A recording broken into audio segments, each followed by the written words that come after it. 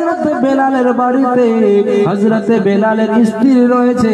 আর বেরাদারান ইসলাম, যখন রাতের মধ্যে বাসর ঘরের মধ্যে আছে, হযরতে বেলাল বলতে যেন আমার বিবি রে, আমার একটা শেষ ইচ্ছা রয়েছে। আমি তো রাত 12টার সময় ইন্তেকাল হয়ে যাব, কিন্তু আমার একটা শেষ আশা রয়েছে, আমার একটা মনের বাসনা রয়েছে, আমার একটা মনের আশা রয়েছে যে আমি তোমার হাতে কিছু বানার খেতে চাই। বলুন সুবহানাল্লাহ। বলে বিবি, তোমার হাতের কিছু বানার জিনিস আমি খেতে চাই। বলে স্বামী কি খাবে বলো, আপনার শেষ ইচ্ছাটা আমি অবশ্যই পুরা করব। এই হযরতে বেলাল বলতেছেন, ও আমার স্ত্রী, তোমার হাতের আমি রুটি আর একটা সালুন তরকারি খেতে যাই।